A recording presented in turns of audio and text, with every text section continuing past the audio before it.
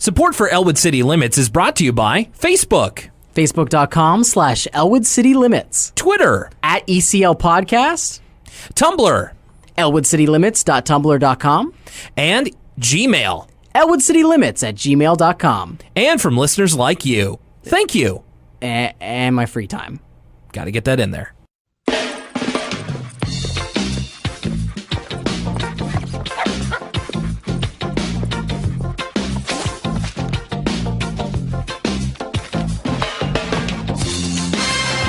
You know, it feels weird when we have a bit of extended time off. I almost feel like I don't know what to do with myself in the span of a week, and it seems that so much has changed. I've already begun a new job in the 2 weeks since you've heard from us last, and now the season's changed. As you are hearing this, we are now into the fall of 2017. Are we officially into autumn? I know that unofficially they started selling those sweet PSLs, and that's always a sure sign that the fall season is upon us. But I don't know if it's officially until like later in September, or if this is the day, or what's going on. What's a PSL? Oh, Will, come on now. I might know, but the acronym isn't familiar to me right now. It's a pumpkin spice latte, buddy. Oh, gee. The reason for the season, my man. That's the first time I've ever heard them referred to as such.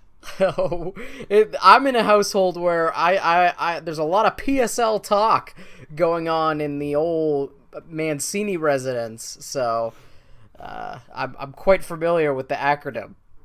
I'm quite PSL free, at least for now. But that may change very soon. Well, whether you're PSL free or in this case PBS, because we're talking about Arthur. Pumpkin butter spice, or public broadcasting station, whatever it is, That's whatever right. it stands for. That's right. That's the kind of P and B and what? Okay. No, that's what you should be paying attention to. See, it has been a while since we've had an episode of Elwood City Limits because I, your host, Will Young, are completely unprepared for it. But my co-host, Lucas Mancini, is ready and raring to go. I am so ready to climb back up on that proverbial horse. Let's do it. Okay, so in the meantime, since we've been away, we have gotten a couple of emails that I would just like to highlight here. That's to elwoodcitylimits@gmail.com. Thank you to everybody who sent in a bit of feedback. We got one from this is a repeat emailer. This would be our friend Cat, and they left us quite a long email. I can't get into it. I can't get into all of it, I'm afraid. It was a bit of a history on the term funny animal. Oh my goodness! Oh, you'll have to send that to me so I can read the whole thing. That's fantastic. Absolutely, I will. I mean, it was very interesting about how, it started in the late 1800s to the early 1900s, the usage of animal characters, in children's literature and comic strips, mention of like Wind in the Willows and Crazy Cat and Mouse and all kinds of other things, and how it eventually, funny animals, led to the dawn of what you and I may know as furries. Oh, well, that took a dark turn. Well, it certainly took a turn that I wouldn't have guessed myself. Or I should say, yeah, funny animals. Furries might be the least funny animal. I kid to all you furries out there. I'm just making fun. Shout out to the furries. That's right. So Cat had a very interesting historical look at it. So thank you very much for that, They also have a question they want to pose to us. Is Arthur a furry, albeit very stylized? I would say no, because I think it's his actual skin, right? I mean, yeah, it's a little bit difficult, and obviously I'm leaving off quite a bit. It all comes from Urz's theory here. I'm just trying to kind of parse through it because funny animals, as they say, kind of came up with Disney and in the 1980s, and in the culture of indie comics, they put furry creatures into strange situations that would embarrass most people. And I think in more that like funny animal is a synonym for furry is what they are putting forward in that one. I'll say this. I've never seen Arthur do a rave dance, which is from the YouTube compilations I've watched, an old standby of furry culture. And I've also never seen Arthur be in a vape vine. That's another thing I've seen furries do, is vape in Vine videos while dubstep plays, and then the vape comes out of their furry head. Yeah, I don't know if he's a furry, but hey, if someone was wearing a big Arthur costume, that really calls it into question. That's like some Inception right there. I don't know how many levels deep we're willing to go, but that might be a little bit much for me to even try and contemplate. Yeah, it feels a little out of my depth, so I'm more going to leave that in the minds of our listeners who may know a thing or two about that sort of thing. So thank you, Urs, for that email. They also want to say that their sister B sent in an email, which we'll get to in a moment, and she wants to say thank you, B, for introducing them to the podcast. All right, we move on to B.E., I will say, sent us in this one. What are they, a Nier Automata ending? Have you played through that? No, I don't have time. I've been so busy with work. I want to, though. It's on my to-do list. That and Sonic Mania, speaking of furries, are the two big ones I want to get to before the year's up. So I've played through Nier, and I have Sonic Mania right now, and I kind of wasn't blown away by either of them. Wow. You and I have very different tastes, though, so you may disagree. The big one on the horizon I'm still super excited for is Mario Odyssey, but we have a little bit off, like a month or so before that one drops. Yeah, I can't even think about that one because I don't have a Nintendo Switch, at least not yet. Mario Odyssey is very tempting. B, in her email, talks about how PBS Kids was her go-to kids show channel. Enjoyed shows like Cyber Chase, Dragon Tales, and of course Arthur. The question this time is, when I was a kid, I dreamt about TV shows and video games way more than I did about myself.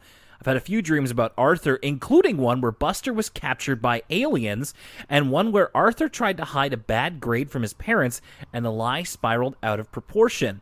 Isn't that like a real Arthur episode? I thought this dream was going to be like, I had a dream where Arthur was a murderer. But that just sounds like two real Arthur episodes. It does sound a lot like the episode we did a few weeks ago about Arthur hiding that note to Principal Haney from his mother.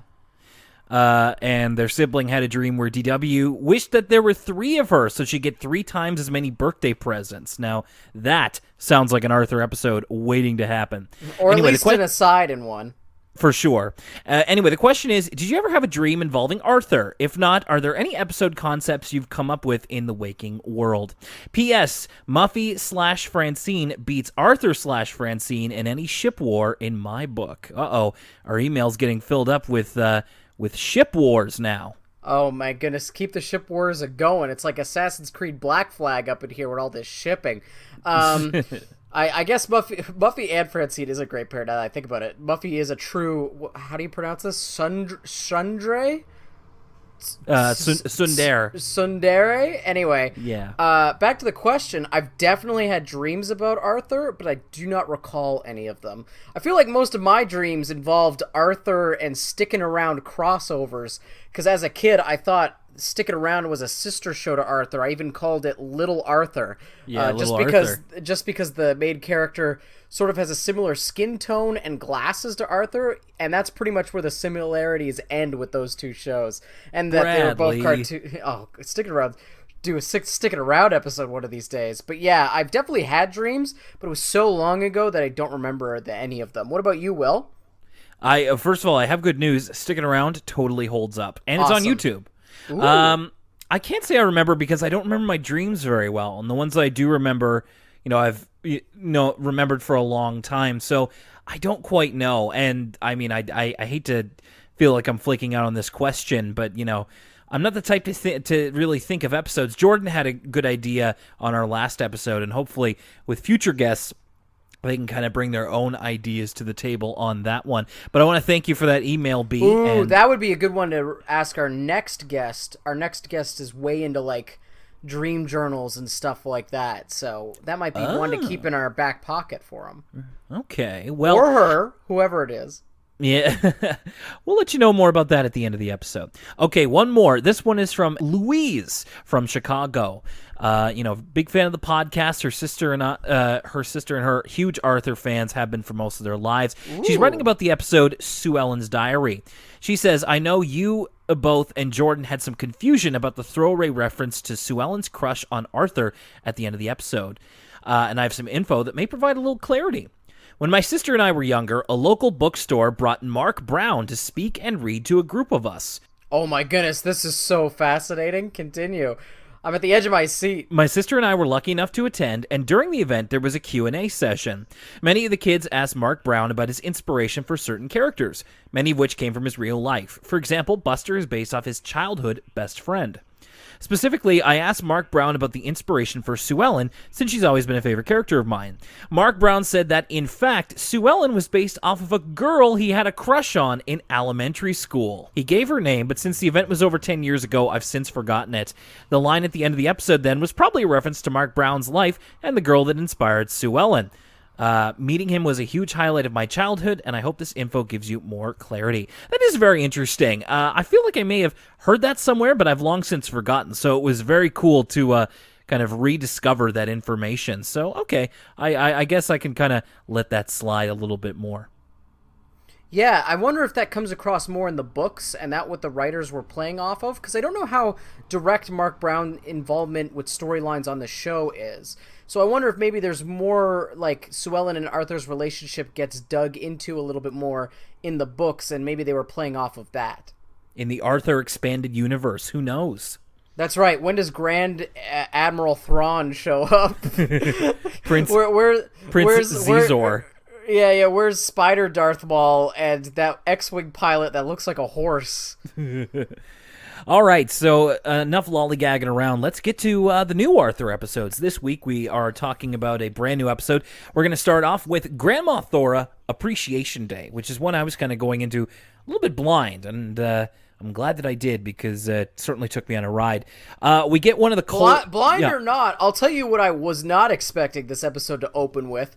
A dig on public television. The network that this show is on, they're burying PBS in the opening of this episode. I was, like, mouth agape. I couldn't believe it.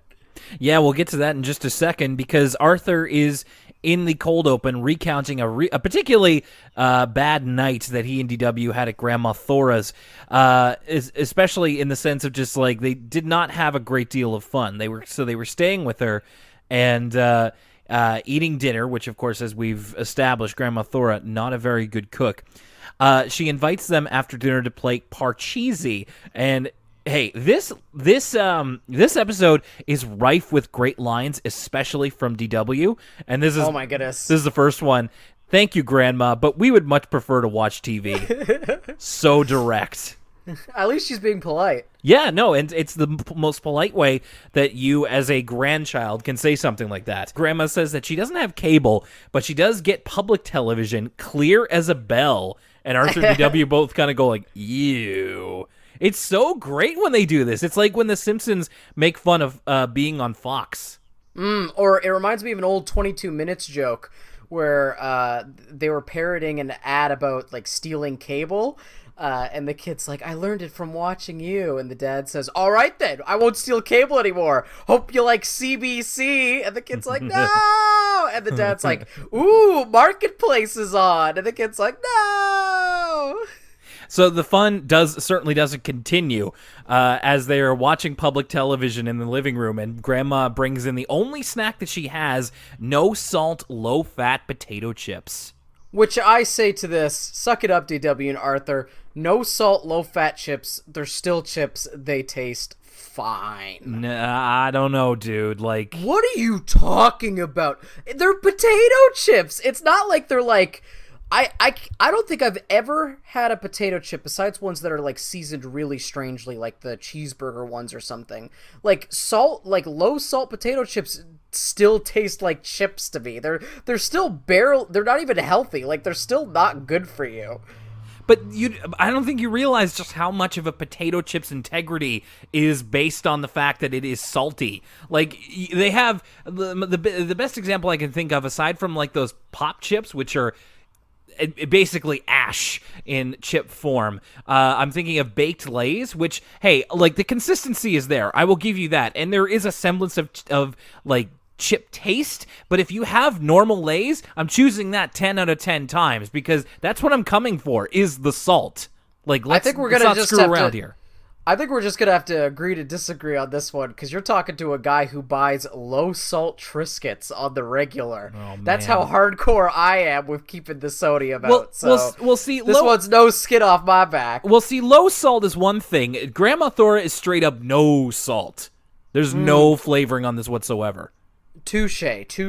Like, low salt I can understand, because they do have the lightly salted Lay's, which, to be fair, I've never tried. Okay, here, I feel like here's something we could agree on. I feel like this problem would have been mitigated had the children had some dippables. Like, let's say we have some chip dip of the Tostitos variety, maybe some salsa, maybe some hummus. No matter what your dip of choice is, I feel like this makes the no salt a less of an issue. Absolutely. That would have pleased everybody. However, I would shudder to think of what anything dippable Grandma Thora might have. She's like, "Here, boys and girls, here's some marmalade to like dip these chips into." As the night goes on, they realize, as they're brushing their teeth, DW screams, and Arthur's like, "What?" And it's like, "Grandma's false teeth," and they're just in a glass. And Arthur follows it up with, "We didn't get much sleep that night." It's like a Clive Barker novel or something. As Grandma's putting them to bed, they're both kind of staying awake, of just like, Grandma Thora must be the saddest person in the world. And they mean that in terms of like her feeling sad, not that like her life is like tragic or something, or like it's not meant to be insulting, but on its own, that line it cuts a bit deeper than I think they intended. But they just mean in the sense of like, she doesn't eat good potato chips, she keeps her teeth in a glass, and DW is mourning the fact that Grandma Thora said that she gets lonely without her sometimes. W's like, she gets so lonely without me. And they realize that they have to do something, which leads directly into the episode, which is something that not all the cold openings have been doing lately. And so they get the idea of doing a surprise party for Grandma Thora, and Arthur and DW pitch it to their parents in the car, and they kind of start to get ideas.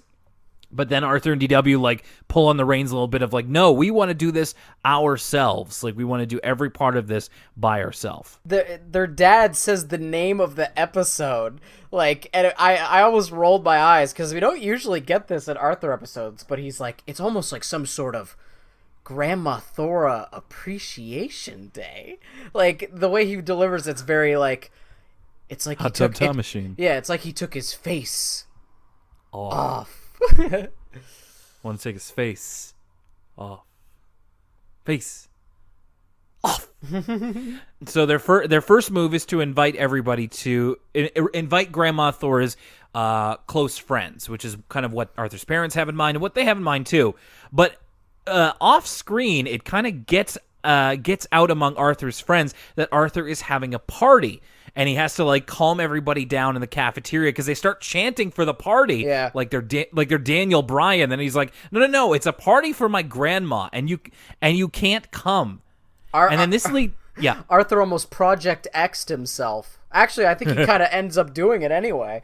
It leads to a scene outside where he's clarifying to his friends of like, it's not that you're like specifically not invited, it's just that you wouldn't want to come. It's for old people, and it wouldn't be very much fun. And yet his friends still lay this really bad guilt trip on him. They're just like, Binky's like starting to cry, and Brain's just like, it's okay, Arthur, if you'd rather hang out with your older, more interesting friends, we understand. And like, it's just like, dude, he said why you wouldn't have fun at this party. It's for his grandmother. Why do you want to go to a grandma party so bad? Listen, Will, FOMO is a hell of a thing. When you Fear, when you fe- when you got fear of missing out. Yeah, exactly. There you go. Hey, you've redeemed yourself from PSL. Yeah, but when the FOMO's raging, you're at home. Maybe you're watching Gilmore Girls on Netflix, eating some ramen, and it's a Friday night. You check the Instagram story, and people are just having a buck wild time on Instagram, and you're like, I probably wouldn't have want to go to this if I was actually there, but looking at it now, it makes me sad.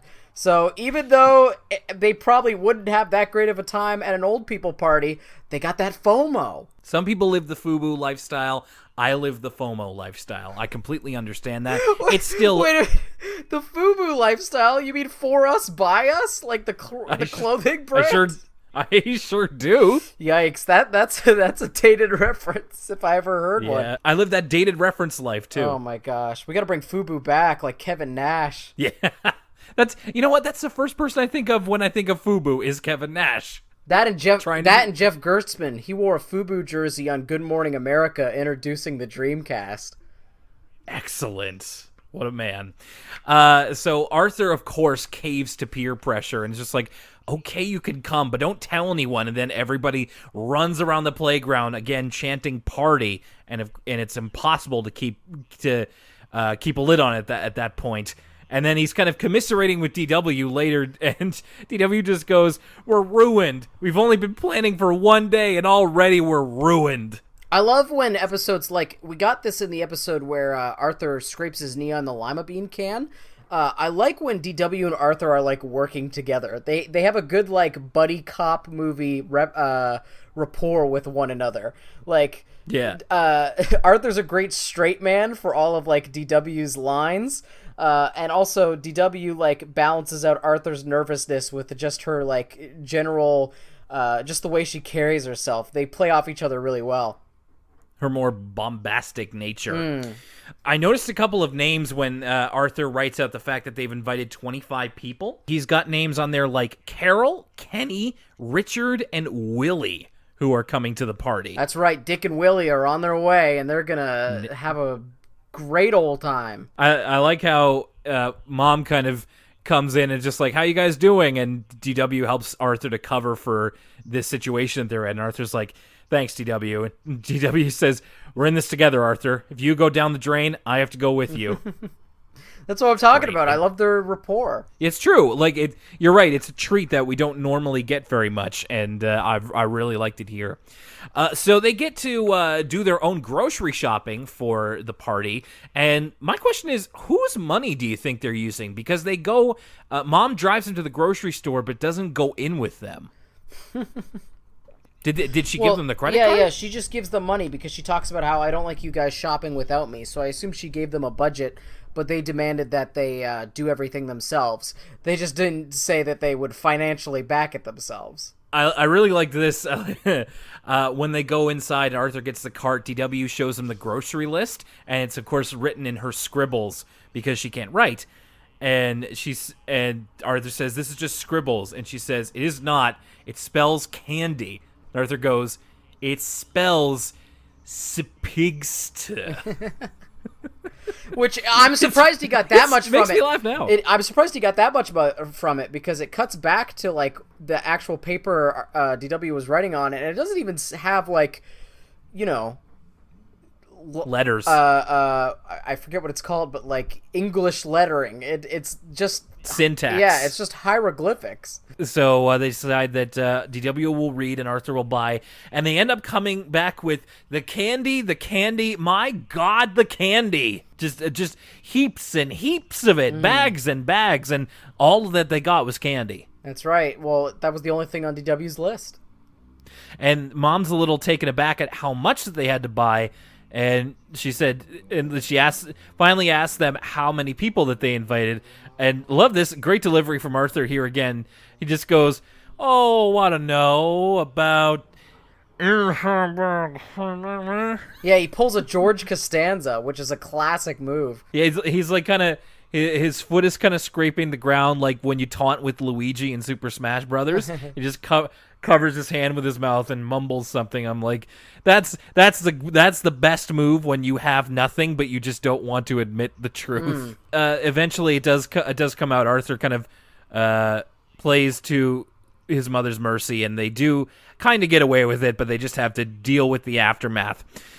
So the guest list thing's taken care of. Now they have to figure out how to invite Grandma Thora, and we go into a bit of an imagination for DW, where she gets the idea to put the invitation in a fortune cookie that Grandma Thora will eat at a Chinese lunch with Mrs. McGrady. This whole aside reminds me of, and this is such a Lucas Mancini reference, but top 3 episode of Nirvana the Band the Show is the Canada Day episode where they go to the Chinese restaurant to have lunch on Canada Day, and one of the members of Nirvana the band decides he doesn't want to be friends with the other member of Nirvana the band, but he doesn't know that the other member has figured out that he's planning on giving this breakup speech to him, so he does exactly what DW wants to in this imagination sequence and puts together this elaborate scheme to change his mind through trickery in the Chinese restaurant. So that's what this reminded me of. Yeah, and it's just kind of funny from concept, because I love that DW knows the guy at the fortune cookie company on a first name basis, so that she's able to charm her way in there and get the specific fortune into the cookie that will be in that specific meal. And what's more, in her imagination, Mrs. McGrady opens it, it's just scribbles, and she can't really read it, and then Grandma Thora takes it and says, and can read it perfectly. So I thought that was, I thought the whole thing was really absurd in a very funny way. I will say as well, this whole, they're going through basically a checklist of things they have to do. Good on Arthur for using a to-do list. I've found that my life has gotten a lot more organized since I started making to-do lists. Everybody, if you want a little piece of advice from your pal Will, make a to-do list for things that you want to do in a day, in a week, in a month, in a year. It will help you to get it done. Our next thing is that now the big thing is to decorate, which Arthur and DW trying to take on themselves. And I love how DW comes up to him with what is clearly a balloon that hasn't been inflated yet, and Arthur just goes, "What's that?" And DW's like, "It's a balloon." And Arthur's like, "That's not a balloon. Balloons are round." And just okay, so Arthur obviously hasn't been paying attention, because we know that square balloons exist in the Arthur universe. That's right, as long as you blow square breaths. But I just found it kind of funny that Arthur had seemingly never seen an uninflated balloon before, and maybe the concept of having to blow it up himself was escaping him. So it's not exactly going gangbusters, and then all of a sudden, Grandma Thora is at the front door because her car broke down nearby, and she's looking to call a repair company. And I did like this, how Mom has to run interference for Grandma.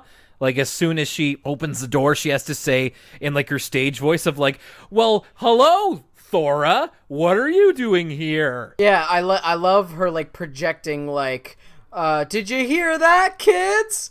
Grandma Thora's coming in the house." This was a great bit. Yeah. Very 80s sitcom. Yeah, just "Hey, hope nothing's going on in the other room." Again, the shenanigans in this episode, it's very high, and I like me some good shenanigans. Also, couldn't help but notice, so Grandma Thora ends up having to stay the night because the next time the repairman could get to her car is the next morning.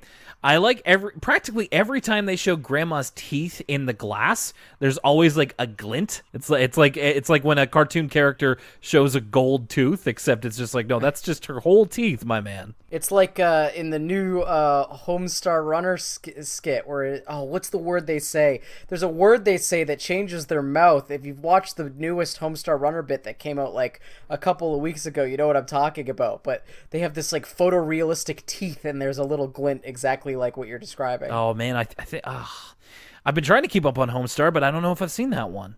Do you remember what it's called? It's fantastic. I don't know, but I think it's on their YouTube channel and stuff like that. So I'll send it to you later. Yeah, I'll have to go on a dive for that one. Arthur and DW, their plan is to get up in the middle of the night and quietly decorate the downstairs so that they can do it when Grandma Thora isn't there and have it ready in time for everything. So they go a little crazy, they get a little nuts, and they manage to do all the decorating and completely wipe themselves out, except they forgot one thing, which was on the back of the to-do list: bake the cake. Oh my goodness, this whole thing, again, like I said before when I said, Arthur's mom projecting was a very 80s sitcom thing. I'm now starting to realize how 80s sitcom this whole episode is. The whole try and throw a surprise party for someone concept. It's kind of a rogue concept, but it's just fun seeing these characters do it. Yeah. Specifically when they try and bake that fateful cake. Yeah, it seems like I just recently watched through the whole series of BoJack Horseman again. It just seems like something that BoJack would be watching on TV, one of the old episodes of Horsing Around. Exactly to your point. I liked them as kids reading recipes and just remembering how much of a foreign language recipes used to be when you were a kid before you knew what things meant. Because Arthur goes, 1 lub flour. I love this line. I think I didn't even understand this as a kid because I didn't understand what LB pounds were. So this is a really funny line in retrospect. Yeah, 1 lub flour. What's a lub? Okay, skip that one. So they manage to get something together, and then they have to blend it all, and they use the automatic, the Cuisinart blender. And, of course, it goes right in their eyes. It goes a little nuts. Arthur just... DW screams, I can't see! And that's what I was leading up to, was that wonderful read by Michael Callos of, Arthur's like, turn it off, and then DW says, oh, I can't see! It's like she's on the Titanic or something. Well, she thought she was blinded forever by this, machine. And, of course, this brings Mom and Dad downstairs, and greeted by DW, another great line here. Hi, what brings you here? And, I mean, look, a lot of these lines are really well done, even if they are not, directly funny. And I liked the way that this set itself up here. So immediately after that, Arthur just looks at them and goes, Mom, Dad, and Dad goes, Son, just you gonna explain this to me? And they just go, help. So they do, and they manage to make, in the middle of the night, Arthur's dad manages to make a pretty darn good-looking cake and 4 delicious cupcakes for them all to enjoy. Although I question the idea of giving the kids sugar at what I'm assuming to be 1 a.m. in the morning. Little do they know he crushed up Gravol into those cupcakes. Ooh. To knock his kids out. And DW's just like, this is fun. Can we stay up late tomorrow night and make taffy? And they're both like, no. It's a great sequence. I love that whole thing of them decorating. Yeah, I think it really is the high point of the episode, specifically the sequence of Arthur and DW trying to put that cake together. So in the morning, of course, since they were up so late, everybody is fast asleep when Grandma Thora leaves. Good thing she didn't step foot in the living room, or else the whole surprise would have been ruined. Later that day, once everybody's up, they have everybody there, and they're kind of in the same outfits as they are for any birthday. Muffy's got her party pigtails. Yeah. Biggie's party outfit, I realize he just looks like a palette swapped Babar. He's wearing, he's not wearing. He's not wearing Babar's patented green suit, but it's essentially the same suit but blue, and he's got Babar's crown. Oh my God, you're so right, and I'm laughing because I can't believe I didn't see it for myself, and as soon as you said it, I know exactly what you mean. Oh, yeah, that's a good future Halloween costume to keep in mind. I feel like Babar's a real solid choice. That's a very good observation, Lucas. The only problem with Babar is finding a green suit. I mean, if you're the kind of guy that you had an old Riddler costume, you can have it find new life by getting a crown and a trunk, and then boom, Riddler no more, now you're Babar. Sorry, Lucas, I'm afraid I don't have an old Riddler costume lying around.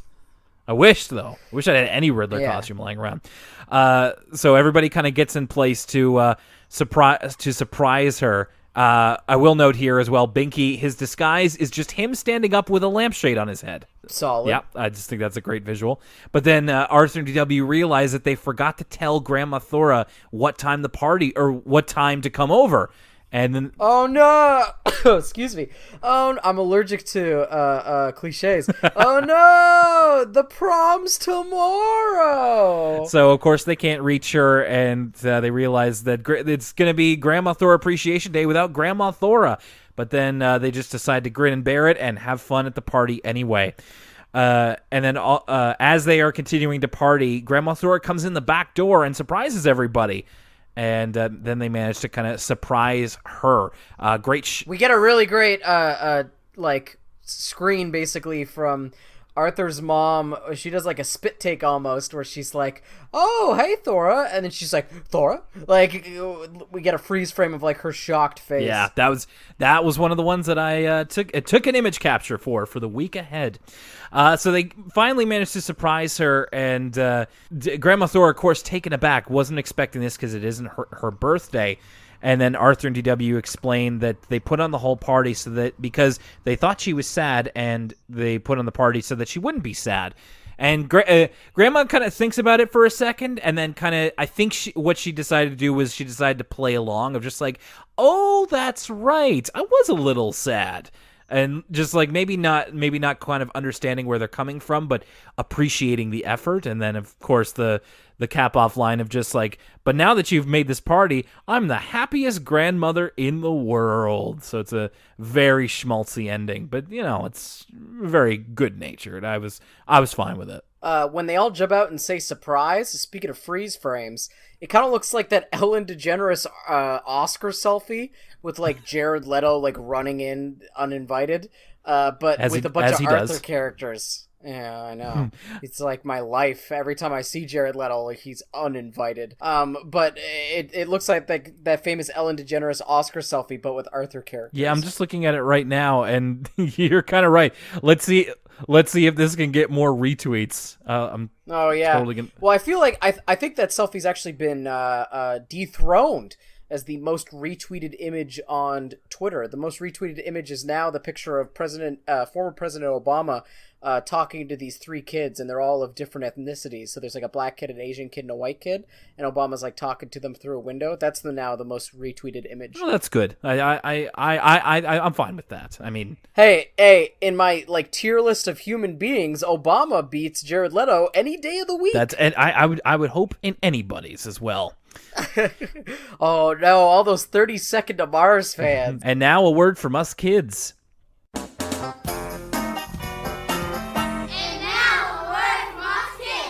This was a nice one. It was these kids planning a surprise party for their teacher. Now, Will, and I hate to, sort of part the kimono here, but do you think this was a work? Do you think the teacher actually didn't know that this was going to happen? That was the biggest question I had. I was like, okay, this is in this teacher's class, so how are they organizing a surprise party for this teacher without this teacher knowing? Like, the camera crew, I question if this truly was a capital S surprise party. You know what I mean? Yes, I do. I wrote down the same thing of like, not so much of was the teacher in on it, but just who coordinated this? Like, who kind of saw this through? Was it? It seemed that maybe another teacher would have taken charge, but I mean, this is a lot for kids to coordinate, especially a group of kids. Trying to come together on something, because they got popcorn, they got a cake that they decorated. One kid is like printing off like dot matrix banners from one of those 90s printers. I know. My favorite part of any A Word From Us Kids segment is always when someone's using one of those old computers, and whatever I wrote down too, whatever it's not MS Paint, but like some pre-MS Paint illustration program. I was very impressed with this child. Me too. I have expected them to be like, and now we're going to play Oregon Trail for the teacher's party. No, she's totally the kid who like hacked in a Doom mod onto her, her computer. I wrote happy birthday in the level editor in Loadrunner for for DOS to wish the teacher happy birthday. Surprise. And I'm almost through King's Quest V. Ooh, I feel like that's even a little later. King's Quest V, solid game though. No, yeah, I just this was a really sweet thing to do. No matter who put it on, it was cool that they got to do this, and it's very much a kid sensibility of like, let's make popcorn. And they just put in the popcorn in the microwave and just like put a few kernels on everybody's cafeteria tray. And I'm like, oh, it's very sweet in its own lo-fi way. Okay, so then we get into the second episode, which is very much a departure from the norm here on Arthur, as we've seen so far. It is Fern's slumber party. Oh, you got that right. Amongst all, I don't want to get too far ahead of ourselves, but boy, is this episode special, man. Whew. It's true, and even from the get-go, Arthur nowhere to be seen. I feel like Arthur has had a monopoly on the cold opens in this season so far, and of course on the show, because it is the show named after him. But Fern gets the cold open along with her mother, who is kind of already established to be a little overbearing. So Fern is kind of playing by herself, and then like in reality show style, the camera kind of comes into her room like cinema verite, and she's taken off guard by it, and she's not really sure what to say. And then her mother kind of comes into the frame of just, well, hello, and kind of showing Fern how to do a proper cold open. Like she even says, like, now when Arthur does it, he talks right to the camera, just like this. There's even like when Fern's mother puts her face up to the camera, there's even like a little bit of a fisheye lens effect, as if you were doing that in real life. I thought that was that was a nice touch.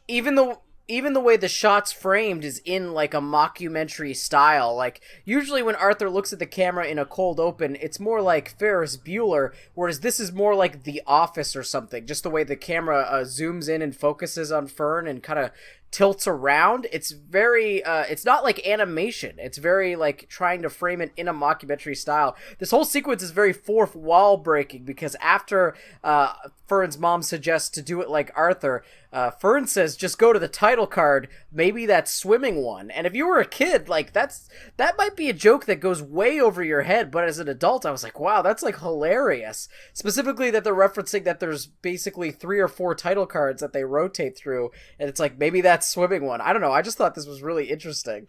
I remember liking that as a kid, because that was one of the first moments where I was like, oh, the show knows that it's a TV show. Like, I know it's a TV show, but now it knows it's a TV show too. I remember it like rocking my world a little bit. Note here that Fern is voiced by Holly G. Frankel. For any of you PBS kids out there, she also voiced Sagwa, the Chinese Siamese cat. Sagwa! That's right. Is that the one that had the theme like that? Yes. It's like Sagwa. I get that confused with like Sagwa. And pretty much every. Oh wait. Oh yeah, Sagwa, you're my best friend. Is that the one? That's it. Okay, I get those confused because like there's Dragon Tales is like. For a second there, I was gonna say Dragon Tales is like Dragon, but that's Dragon Ball.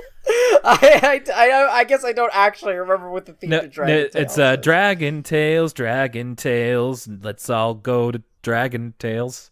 Come along, take my hand. Let's all go to Dragonland. That kind of it's like that.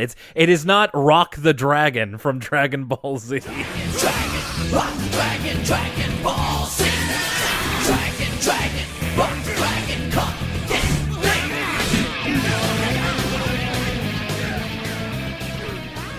Oh, gee. Okay, so Rock the Dragon from Dragon Ball Z is not great by any means. You know what's even worse is the Canadian dub version of the Dragon Ball Z opening. Wait, there was a different one for Canada? Yes, there was. So Rock the Dragon was, I think, the American one, and then there was a different one for, I think, so there was a Canadian group that did some of the voice dubbing for the original run of Dragon Ball Z in North America, the Ocean Group, and I think with that one, it was a different theme song. It was a different theme song, and it was just basically a guy going, Dragon Ball, Dragon Ball. Dragon. Dragon Ball. Dragon Ball Z. Dragon Ball Z. Dragon Ball. Dragon Ball Z. Dragon Ball Z.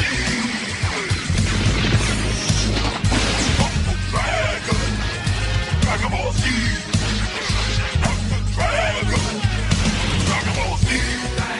Dragon Ball Z. I forgot about that one. Very grindcore. I guess if only every Canadian anime theme could be as good as Drake's performance of the Spider Riders theme. Before Drake was Drake, he was a session musician. And if you look it up, this is true. The often forgotten bad anime Spider Riders. I think I've mentioned this on the podcast before. His theme song was performed by you have, and Lucas, I really hate to do this to you again, but it was actually debunked. That is not Drake. What? Is that on Snopes? Like, yeah, no, I remember I looked it up after you told it to me, and it's like, oh, that's not Drake, but it's a common misconception. Oh, I'm googling this just to. It's not that I don't believe you. I just you got to know for myself. you got to know for yourself. I understand. Okay, from all that back to Fern. The episode kind of starts with Fern accompanying her mother, and the first couple of minutes of the episode are her mother talking up Fern's best qualities, or at least her best qualities as she sees them, and as kind of the kid that she wishes that Fern was. Like, she wishes that she was, a bit more of a leader. But then Fern kind of combats with her own imagination of how she's a lot more introverted and not comfortable with public speaking. It's a little hard to explain, but like, for example, in one of them, Fern's mother imagines that she creates a computer AI. I found the Vice article you're referencing, which is actually very, very in depth, and I highly recommend you check out this Vice article about did Drake write the theme song to the popular Japanese/Canadian cartoon? As disappointed as I am excited about this computer segment because basically Fern invents Siri before Siri. Right. Or like Cortana or something like that. That's right. It looks like an old Mac computer with the speakers mounted on the side. I forgot that we used to do that with computers before the speakers were built in. And that's kind of like its ears, and then it has like a face on the monitor, and it tells a joke in binary. Anybody out there know what the binary joke is, and if it lands? Like, let us know what it is, because I have no idea how to read binary or understand it. My guess was they didn't actually use something in binary. It's at binary, and it's just nonsense. But I would hope there's a secret message encoded in there. So this is how her mother imagines her, and then Fern thinks of the same thing, except in her imagination, the AI is far more interesting and dynamic than she is, and kind of takes over the stage from her. Because oh my god, this computer, the second computer's jokes are hilarious. Like, it's channeling some sort of like robotic Rodney Dangerfield. I thought this was like super funny. Yeah, it's like he's doing his tight five at Just for Laughs. He's kind of like he does do the no respect bit a couple of times. I was gonna say, he's literally talking about how his computer family can't get no respect. Not even an article in PC Magazine. I'm still laughing about it now. I thought this was hilarious. Between that and Arthur's stomach saying that he gets no respect, I think somebody was watching like some Rodney Dangerfield VHS in the Arthur writers' room, and they just wanted to work that in a couple places. Worth noting here. When Fern has the imagination about the computer, it's because her mother thinks that she should sign up for a computer camp. And Fern says, "Dad taught me all about computers." So we get a slight mention of Fern's dad, but it's not confirmed what his status is right now. But we do know that Fern's mother, Doria Walters, is a single mother, and her name is Fern Walters. In the next bit of imagination, Doria talks about how Fern is like so charming, and how like if she wanted to, she could end global warming, patch the ozone layer, and discover a natural oil spill cleanser. It's almost like she's a Richard Branson type. Ooh, this whole segment just got me depressed.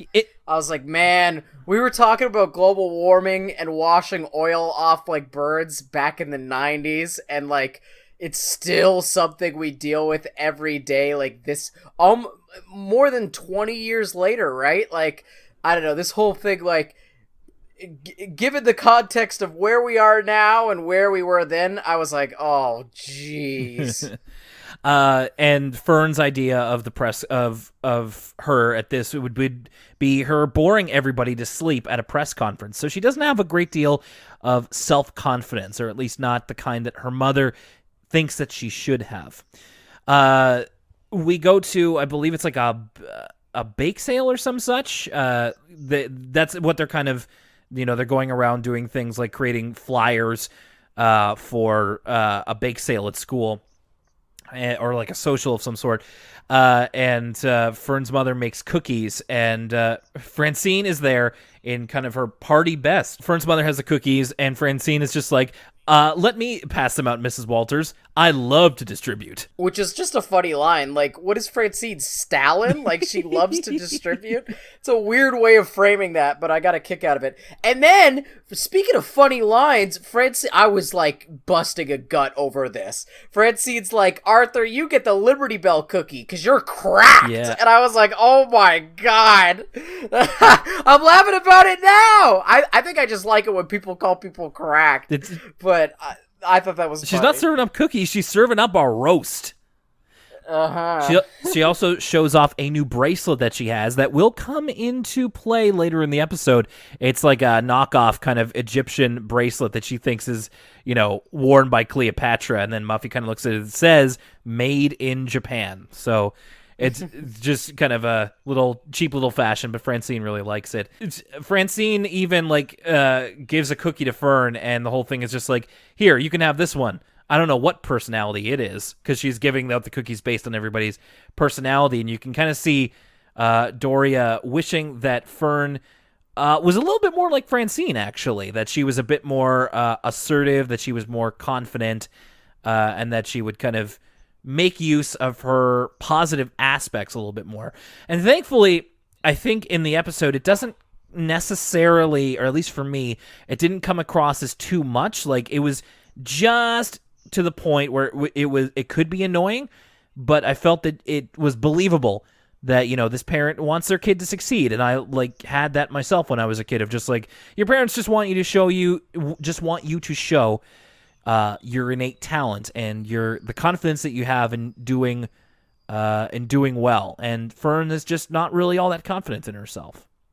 Oh, well, I thought the characterization of Fern's mom in this episode is super realistic. Like, I think that's just a really, realistic pairing of, this kid, Fern, who's actually particularly gifted and smart, and her mom, who knows all these things about her, but to the outside world, Fern's very much an introvert, and so, Fern's mom wants to sort of shout from the rooftops all of Fern's positive qualities, and that's what the opening sequence is so good at setting up. We've been introduced to Fern before in the episode about the poetry slam and some other episodes, but this really is, I think, the best introduction to Fern's character, because we get to such a deep dive into sort of how her home life operates and what her relationship with her mom is like. But it is very basically Fern's mom just wants, Fern to have friends and for other people to see in her what she sees in her. Exactly. And as we see in the next scene, Fern is very brilliant. She is she's very smart. She's well read. But she very much prefers the company of herself. She's playing alone with her Sherlock Holmes dolls, and I'll be honest, her Sherlock Holmes story sounded pretty good. It's something about an East Boraborian peanut that was acting as a poison or something, and acting as Fern Watson, and I thought that was interesting. I would like to hear more of her Sherlock Holmes story. So then her mother comes in and insists that Fern host a slumber party, because then that way she'll be able to kind of, be host to her friends and be able to kind of show herself off a little bit. And we see them making invitations for the party. And man, you want to talk? I know you already said it, but this was kind of depressing, and I definitely related to it because of that. Fern makes up this invitations to the party that are in a code from a Sherlock Holmes story. And then her mother says, well, what if the other kids can't decode it? She says, then they won't come, and they'll be happy because they won't want to come to my slumber party anyway. I'm boring.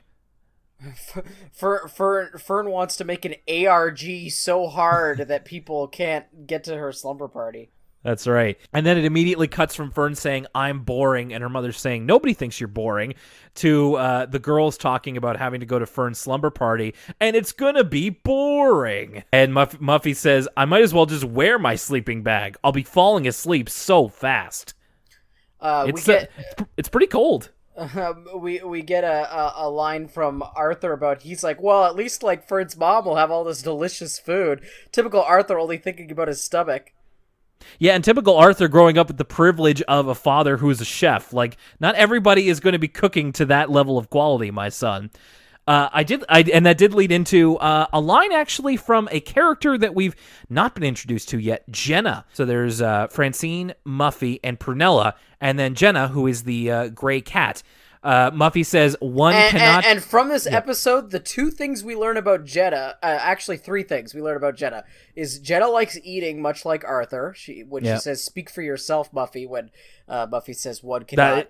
Yeah, that's what I was getting up to, is Muffy's like, one cannot spend an entire party eating, and just like, speak for yourself, Muffy, and I just gave a little thumbs up. The other two things we learn about Jenna, much like ourselves, she's messy. Well, I don't know about you, but she's messy, and she likes professional wrestling. But we'll get into that a little bit later. Yeah, we'll have to see.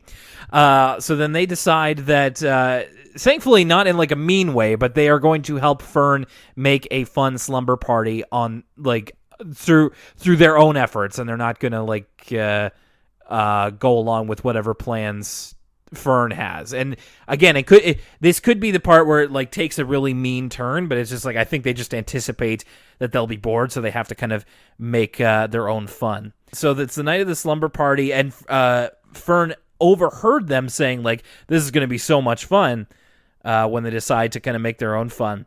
And then she gets kind of excited. She gets a little bit of confidence, a little bit of a shot in the arm as they arrive. Francine kind of puts forth that they brought their own games to do, which happened to be a lot of games that Francine is very good at. Much like in the episode of the slime only insists on playing games it is good at.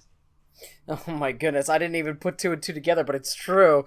Oh, Francine. Yeah, she's like playing, it reminded me when I try to play Seen It with my family. My family says I'm not allowed to play Seen It with them ever again because, well, I win every time. Yeah, you know what? I can totally see you wrecking at Seen It. That sounds exactly like something you'd be good at. It's not fun for anybody else, I'll tell you that much. I'd challenge you one of these days. Ooh, I'll take all comers. Excellent. Like Francine wins a board game, and then immediately is like paddleball contest, and everybody kind of groans. Sue Ellen's just like, we're not going to play another game that you're going to win, Francine. And Francine goes, I may not win, Sue Ellen. Nothing in life is certain. And she's sure to show off that bracelet as she's playing paddleball to herself.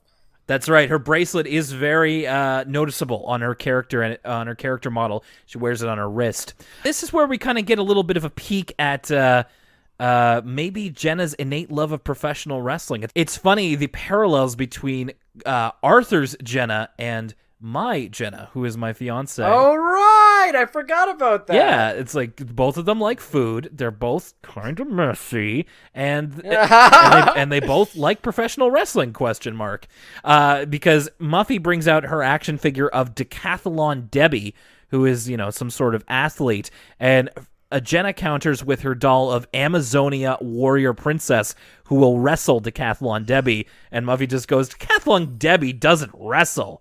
Ugh. So it's not exactly hard proof, but hey, when have I ever needed that to go with in professional wrestling? Who's to say that Greco-Roman wrestling is not included in the, 5 events of the decathlon? I think so, yeah. Yeah, I think Deca is 5 in Greek. There's one crazy athlon that's like 10 things where you have to like ride a horse and shoot a gun. I forget what it's called though. Yeah. And like maybe at the same time? No. I don't think it's at the same time. That's a biathlon is where you ski and then shoot a gun. But there's one that was supposed to like it's a really old Olympic event that's supposed to simulate the everything you have to do in war. So there's like fencing. Oh. But it's yeah. I forget what it's called though. Like pentathlon maybe? Maybe. Heptathlon? I know that's another one. Anyway, those aside, we even get a line here from Prunella I thought was kind of funny. She's like, I brought a label maker. What needs identifying? I know. The scene is really like I love this part where they're all sitting around this table and they're sort of all introducing the thing that they brought to the party, and it's a really great aside because one, it's funny because everybody kind of basically gets a joke as they bring their object. Classic prop comedy, Gallagher, am I right? Yeah. But everybody gets a joke in their prop, but it also basically shows a little something about their character. For instance, Jenna's a little bit more, let's say, rough around the edges than Muffy, who's very, like, prim and proper, and she's got her girly doll. And then Prunella's like, I got this label maker. Like, I just thought the way the scenes cut together is very snappy and funny, and I enjoyed it a lot. Yeah, I agree.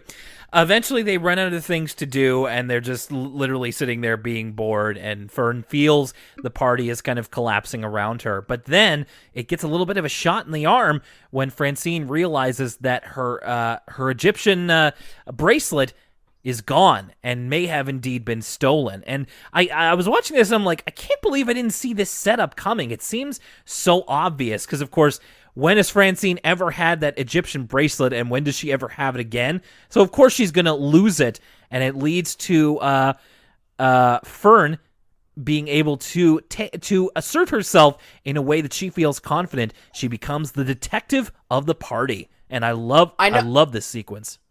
Oh my gosh, this is so awesome. And like you said, like, I should have seen it coming too, because I was like, why is this bracelet in this? I kind of remembered it, but I didn't remember that. I know they're doing a Sherlock Holmes thing, but basically this episode is an Agatha Christie novel. Like, it turns on a dime from Fern being anxious about this party and hoping not to bore everybody to this is Murder on the Orient Express. Yeah. Like, and it's so awesome. Yeah, because it leads to a series of imaginations where, like, Fern knows what happened to the bracelet and where it is, but she's stringing everybody along and turning it into a detective, a mystery narrative. And in her imagination, everybody has like a different persona. Like Sue Ellen has like the stereotypical like adventurer's outfit, like somebody like adventuring through the wilds of Africa. Prunella is like a 1920s flapper. And then, and like everybody else is kind of dressed period appropriately for what would be like a mystery in the 1920s. And I thought that was really cool. And even there are new sound effects for the starting and stopping of dream sequences. I think it almost sounds like the rattling of wind chimes. So Fern orchestrates this whole parlor scene of leading up to what happened to the bracelet. So, and it even has like twists and turns. Like it looks like Muffy took it because she was wearing it for a spell, and the execution of this is so perfect because it's basically this imagination sequence of all these period appropriate outfits like playing out the scene, but we have Fern's narration breaking it all down, which is very much like performative and like let me lay out what happened with the power of deduction, but it's also interrupted with Francine interjecting with accusations at everybody. So like the second Fern sets up one person like Muffy trying on the bracelet and then putting it down, before Muffy even puts the bracelet down, Francine's like, it was Muffy, wasn't it? Or like Jenna gets a chip bag over the bracelet and then just like, Jenna, you ate my bracelet? And just keeps interrupting. And then finally it is revealed that, or I should say, there's a moment here that I obviously didn't hear correctly when I was a kid or didn't understand. Prunella is, as we see in the flashbacks, very fastidious and like kind of a neat freak, as she is like picking things out of the carpet as Jenna is like knocking stuff onto the carpet as she's eating, and she's picking it out of the carpet and she says stupid fringe, like stupid fringe, because it's really hard to get stuff out of that fringe. I thought when I was little that Prunella said "stupid friends" and was being like super mean. But no, this makes a whole lot more sense. Anyway, just something, just a loop I was able to close. We also get a great line about, because again, everybody's wearing different outfits. Like, it's obviously a slightly embellished retelling of the events to make it more dramatic, complete with the thunder and lightning storm outside, which someone remarks, "I don't remember a thunderstorm." And so Ellen goes, "Shh, it's atmospheric." Oh, I love this. Yeah. And then finally it's revealed that what happened was when Jenna put down the chip bag over the bracelet, Prunella cleaned up after Jenna and scooped the bracelet into the bag of chips and put them in the trash. To which I was like, Prunella, I know that you're being neat and that's very nice for a party guest, but you threw away a whole bag of chips. I wrote that down too. Like, what a waste of chips. Ugh. They must have been the saltless kind. She was willing to throw them out that quickly. I can only hope, because then I wouldn't be so sad about it. Anyway, then Fern reveals that it was accidentally thrown out in the garbage, and everybody kind of applauds. They thought they were very entertained by that. Jenna says, "Fern, you're a regular Encyclopedia Brown." And Fern says, "He's a bit of an amateur, actually." Which I kind of... Yeah, sick Encyclopedia Brown burn. I was like, I mean, I guess he's no Sherlock Holmes, but what other detectives are we going to dunk on next? Nancy Drew? Well, it was a very, like, subtle way of saying, like, of how advanced of a reader that Fern is from everybody else. Like, in the third grade, you would be reading, like, Encyclopedia Brown, but clearly Fern has graduated to Sherlock Holmes, which, you know, I didn't read Sherlock Holmes until I was in university. And, like, that's because I never sought it out on my own. And then, like, that was when it was prescribed to me in a mystery and detective fiction class. But I didn't get around to Sherlock Holmes for a long time. So you would have to really be interested in it at a young age and be a strong reader at that as well. And then the episode ends with Fern entertaining everybody by reading from The Hound of the Baskervilles, the classic Sherlock Holmes story. And her mother kind of being able to be happy and just like, I knew this party was the right thing to do. And again, very, very positive ending to that episode. Let's rewind a little bit and go back to a Grandma Thora Appreciation Day. What'd you think of that episode? It's a very simple, basic episode. There's almost no drama in it, really, besides sort of Arthur and DW kind of not quite getting the party together by themselves and messing up with the cake. That's like the only point in the episode where there's kind of stakes or failure. Everything else is just kind of like fun character moments with Arthur and DW working together to make Grandma Thora happy. And you know what? Sometimes not every Arthur episode needs to have stakes. Sometimes it's just fun to hang out with these characters. And I think this episode, it's very it feels really short. It moves quickly. It's nothing special or super fantastic or standout, but it's got a ton of great DW lines, so it's just fun on its own. I agree. And I think you made some great points about it that kind of helped me understand my own feelings on it as well. The Arthur and DW dynamic is very good in this episode, and not like we get. And I you know what? I pretty much agree with you completely. It's a very nice, light, fun episode. And yeah, I feel like sometimes we can get a little bit like, oh, this didn't really have a great message, or this didn't really say something. I'm just like, nah, this one is just a lot of fun, and it works because a lot of the writing is still very funny no matter how old you are. The situations are, tried and true to a fault, like you said, 80s sitcom reminiscent. But you know what? It's a reason. There's a reason people use those cliches over and over, and that's because they work. It's true. Yeah, you're right. And I don't think that there's any harm in dipping into it here. In fact, it's a little bit charming in a way, and it leaves you with a good feeling. So I think that if you're going for like a lighter episode of Arthur, this is absolutely a good one. Now, if you want to get a little bit, I won't say heavier, but if you want to have a little bit more depth to your Arthur episode, this is one of the best ones of this season, no question. Fern Slumber Party. I love this episode.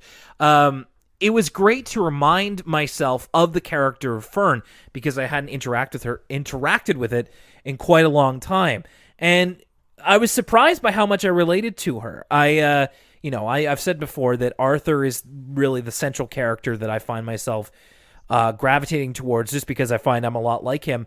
But Fern, I've struck a chord with me as well. She's the introverted, shy kid who has trouble opening up to, groups of her peers, but then you get her talking about something that she's genuinely interested in, and you can't stop her. She's so into mystery and detective fiction. I remember when I was little, or not when I was younger, and my sister, who was 7 years older than me, she would have been in like junior high at the time. I was watching an episode, like a Fern episode, and my sister's just like, Fern's such a goth. And it's kind of true. Like, as she gets older, I can totally see Fern steering more towards a goth mentality. Yeah. Fern's favorite band is definitely The Cure. Absolutely, yeah, 100%. She's into like the classics, like Velvet Underground and stuff like that. I really like Fern as a character, and I loved the flow of this episode. Went from like kind of having her be at her lowest point from almost the get-go, like very unconfident, very almost depressed in a way, which I also related with. But then at the end, when she finally like gets confident, when she's able to speak in front of her friends, like it's triumphant. You feel so good when she leads that whole parlor scene. And it was awesome. Like, I really loved this episode. I love the character of Fern.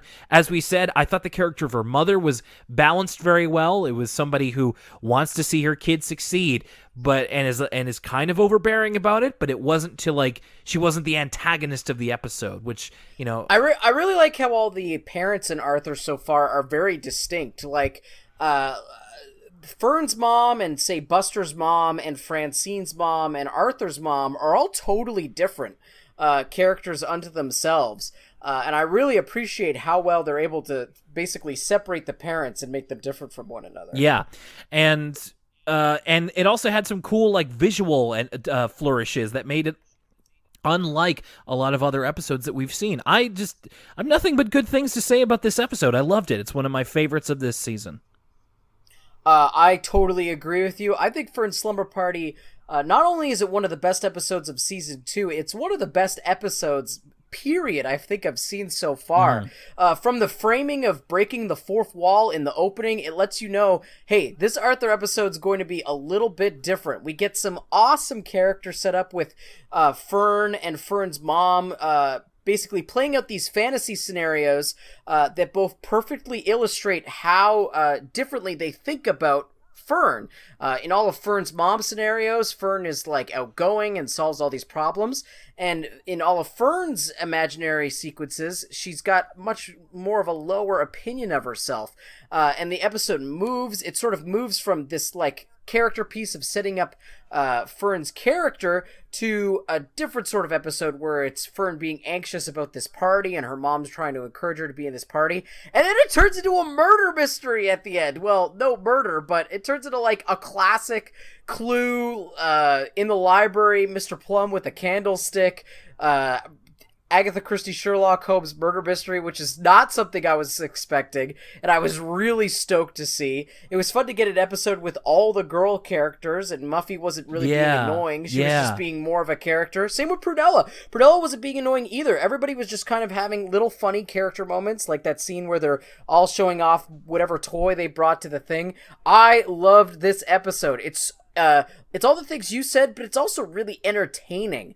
It's just like a really fun episode to watch from a storytelling perspective. Everything they try works super well, and so I had a blast watching it. Yeah, great point about it being like an episode with all of the girls together. I think we've been waiting for that one for a while. And hey, shout out to my fellow Ferns. I'm sure that this episode spoke a lot to those young boys and girls who feel a lot more like Fern than maybe Francine. Okay, so a great episode up and down from Grandma Thora to Fern, and we've got more of them coming as we make our way through Season 2. All right, so before we leave for today, quick plugs here. If you would like to connect with us, we are on social media at the following places: Facebook.com/Elwood City Limits, on Twitter @ECL Podcast, Tumblr, elwoodcitylimits.tumblr.com. You can email us, as our fine emailers did this week. Thank you very much to Louise B. and to Cat. elwoodcitylimits@gmail.com. Finally, the places where you can listen to the podcast are Apple Music. If you listen to us over there, please give a rating and review. elwoodcitylimits.libsyn.com is where all of our episodes are collected online. LIBSYN. You can also find us on Google Play Music. So, Lucas, I know that when we had Jordan on a couple weeks ago, I kind of wanted to keep mum about the situation. I didn't want to count any eggs before they hatch, but if you don't mind, I would like to very much reveal what we've got going on for next week, because we've got a special guest in our midst once again. That's right. Barring any unforeseen circumstances, the plan is for next week's episode to feature one Nitro Rad, who's always been a friend of the show, one of our first subscribers, and the person that put together our logo. I highly recommend you check out his videos. Right now, he's already started early his Halloween videos, which even I make a little cameo in the first one, as Will was really excited to point out. So check those out at Nitro Rad. I think it's just youtube.com/NitroRad, and make sure you listen for him on next week's episode. Again, barring any unforeseen circumstances, but if he's not on next week, we're definitely going to get him on soon. That's right. The plan is Nitro Rad for next week, and we've got more guests coming up in October as well. By the way, if you want to see Lucas Mancini for real, that Nitro Rad video is his latest on The Evil Within, which I very much enjoyed. I've been wanting to learn more about that game, and he really likes it, and Nitro Rad's great at videos, so I thought he did a very good job explaining himself. Can't wait to talk to him next week, because our episodes we're going to be talking about are Love Notes for Muffy and DW Blows the Whistle. Two action-packed episodes in our midst, and with Nitro Rad along, it's going to be one heck of a time. Okay, so that is Elwood City Limits for this week. For the podcast, my name's Will Young and Lucas Mancini. Why don't you go back to your own house? All right, we'll catch you next week with our special guest.